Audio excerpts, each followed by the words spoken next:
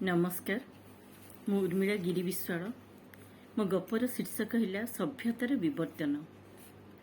से दिन सकाळु सकाळु जेजे रमाकांत बाबू नाती रंजन कोठरी रे शब्द न शुणी कबाट खोली पशिगले। देखिले से गोटे छिंडा जीन्स पिंधि खट उपरे बसिची। जेजेंकर मन दुख है।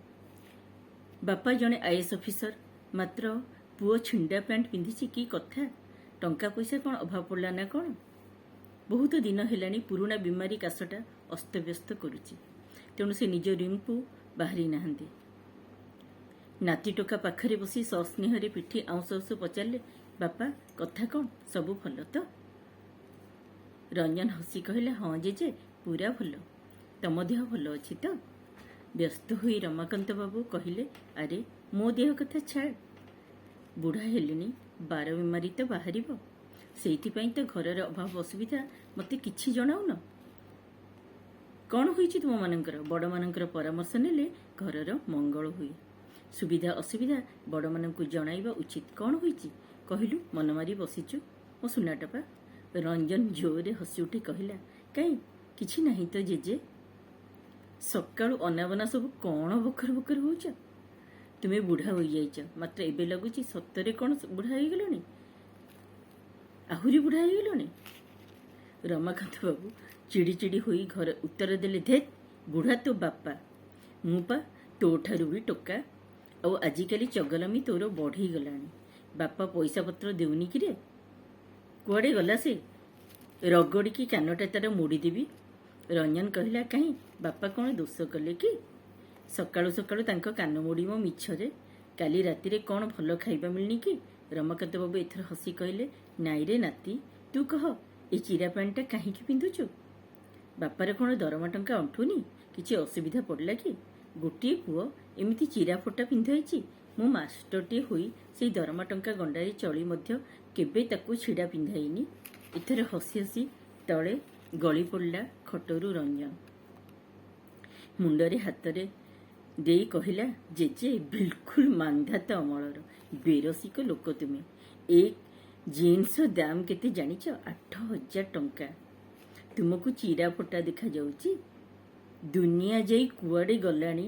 ତୁମେ ସେଇ ତ୍ରେତୟା ଯୁଗର ଲୋକ ହୋଇ ରହିଗଲ। ସତରେ ପୁରା ବୁଢ଼ା ହୋଇଗଲଣି ଦେଖୁଛି। ମୁଣ୍ଡରେ ବୁଦ୍ଧି ବୃତ୍ତି ଟିକେ ବି ନାହିଁ, ସବୁ ସରିଗଲାଣି। ନାତି ଓ ଜେଜେଙ୍କ ପାଟି ଶୁଣି ଭିତରକୁ ପଶି ଆସିଲେ କଲେକ୍ଟର ରଜତ ବାବୁ। କହିଲେ, କ'ଣ ହେଲା? କାହିଁକି ପାଟିତୁଣ୍ଡ ଯୁକ୍ତି କରୁଛୁ ରଞ୍ଜନ ବଡ଼ମାନଙ୍କ ସହିତ? ମୁଣ୍ଡ ଠିକ୍ ଅଛି ତ ତୋର? ରଞ୍ଜନ ଚିଡ଼ିକି କହିଲା, ମୋର ନୁହେଁ, ତୁମ ବାପାଙ୍କର ମୁଣ୍ଡ ଖରାପ ହେଇଗଲାଣି। ସ୍କ୍ରୁ ସବୁ ଢିଲା ହେଇଗଲାଣି। ଦେଖୁନ, ଏତେ ଦାମୀ ପ୍ୟାଣ୍ଟଟାକୁ କହୁଛନ୍ତି ଚିରା ଫଟା। ଆଧୁନିକ ଷ୍ଟାଇଲ ବିଷୟରେ ଧାରଣା ଟିକେ ବି ନାହିଁ। ତୁମେ ଯେମିତି, ତୁମ ବାପା ବି ସେମିତି। ଦୁହେଁ ଗୋଟିଏ ମୁଦ୍ରାର ଦୁଇ ପାର୍ଶ୍ୱ ଭଳି। ଆଧୁନିକ ଷ୍ଟାଇଲ ବିଷୟରେ ଟିକେ ବି ଧାରଣା ନାହିଁ। ପୁରୁଣା ଚିନ୍ତାଧାରା ଓ ସଂସ୍କାରର ଭଣ୍ଡାରର ରକ୍ଷକ ତୁମେ ଦୁଇ ଜଣ। ତୁମକୁ କରିବା କଥା। ଏଥର ରାଗିଗଲେ ରମାକାନ୍ତ ବାବୁ। ରଜତକୁ ଇଙ୍ଗିତ କରି କହିଲେ, ତୋ ପୁଅକୁ ସେ ଇଂରାଜୀ ମାଧ୍ୟମ ବିଦ୍ୟାଳୟରେ ପଢ଼ାଇ ପୁରା ଖତମ କରିଦେଲୁ। ପାଠ ବଦଳରେ ଷାଠ ଗୁଡ଼ାଇ ପଢ଼ିଲା। ଚିରା ପ୍ୟାଣ୍ଟ ପିନ୍ଧି ମୋତେ କହୁଛି ଏ ପ୍ୟାଣ୍ଟର ଦାମ 8,000 ଟଙ୍କା। ଖତ ଗଦାରେ ଟଙ୍କା ଗୁଡ଼ିକ ଫୋପାଡ଼ି ଆସିଲା ଭଳି ଲାଗୁଛି। ଗରିବ ଗୁରୁବା ପିନ୍ଧିବାକୁ ପାଉନାହାନ୍ତି, ଆଉ ତୁମମାନଙ୍କର ଟଙ୍କା ଅଛି ବୋଲି ଗୋଟେ ପାଲା ଲଗେଇଛ। ରଜତ ମୁହଁ ତଳକୁ କରି କହିଲା, ବାପା ଏ ହେଉଛି ଆଜିକାଲିକା ଷ୍ଟାଇଲ। ରମାକାନ୍ତ ଗାଳି ଦେଇ କହିଲେ, ଚୁପ୍, ମୋତେ ସେ ଷ୍ଟାଇଲ ଦେଖାନା। ପାଶ୍ଚାତ୍ୟ ଦେଶ ଭଳି ଚାଖଣ୍ଡେ କପଡ଼ା ପିନ୍ଧି ନିଜର ଅଙ୍ଗ ପ୍ରଦର୍ଶନ ତୁମମାନଙ୍କର ବୁଦ୍ଧିମତା ନା? ନିଜ ଦେଶ ଓ ପୂର୍ବପୁରୁଷଙ୍କର ଅପମାନ କରିବା। ତାହେଲେ ପାଠ ପଢ଼ାଇଥିଲି କାହିଁକି? ଏଇଟା କ'ଣ ସୁନ୍ଦର ଦିଶୁଛି? ଛି ଛି, ମଣିଷକୁ ଶିକ୍ଷା ପୁନର୍ଜନ୍ମ ଦିଏ ବୋଲି ଶୁଣିଥିଲି, ମାତ୍ର ତୁମେ ସବୁ ତ ନର୍କ ଗତି ହେଲଣି। ତୁ ତ ମିଞ୍ଚଡ଼ ଟୋକାଟାକୁ ବାଡ଼ିରେ ପାହାରେ ଦେଇ ସଜାଡ଼ି ପାରିଲୁନି ଯେ ତା ପାଇଁ ଏତେ ଗୁଡ଼ିଏ ଟଙ୍କା ପାଣିରେ ପକେଇଦେଲୁ। ଆରେ କଷ୍ଟ କରି ସତ୍ ଉପାୟରେ ଟଙ୍କା ଆଣୁନୁ କିରେ? କିଛି କଳାଧନ୍ଦା କରୁଛୁ? ଦୁଇ ଜଣଙ୍କର କାନ ମୋଡ଼ି ଛିଡ଼ାଇ ଦେବି। ମୋ ଘରେ ଏସବୁ ନାଟ ଚାଲିବନି। ରଜତ ବାବୁ ରଞ୍ଜନକୁ ଆଖିର ଇସାରାରେ ପ୍ୟାଣ୍ଟ ବଦଳାଇବାକୁ ନିର୍ଦ୍ଦେଶ ଦେଲେ।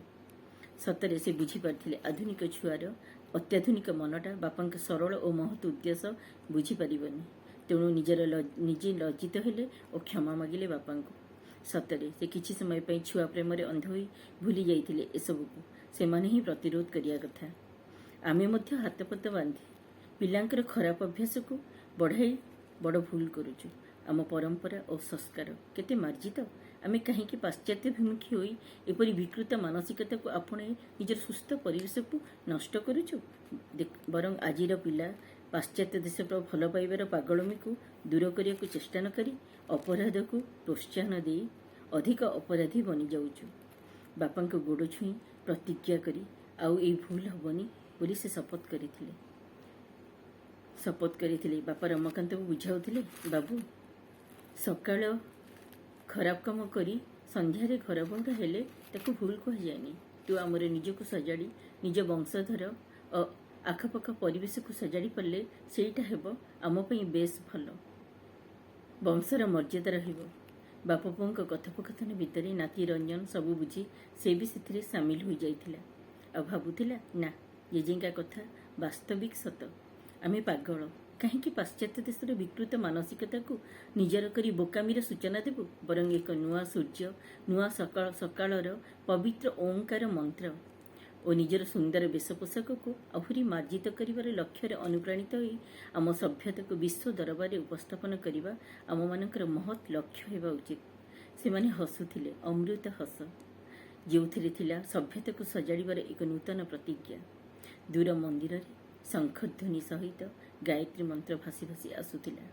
ସତେ ଯେମିତି ସ୍ୱାଗତ ଜଣାଉଥିଲା ଆସନ୍ତା ପିଢ଼ିର ବୁଦ୍ଧି ଉଦୟର ନୂଆ ସ୍ୱପ୍ନକୁ ଦେଖି। ନମସ୍କାର।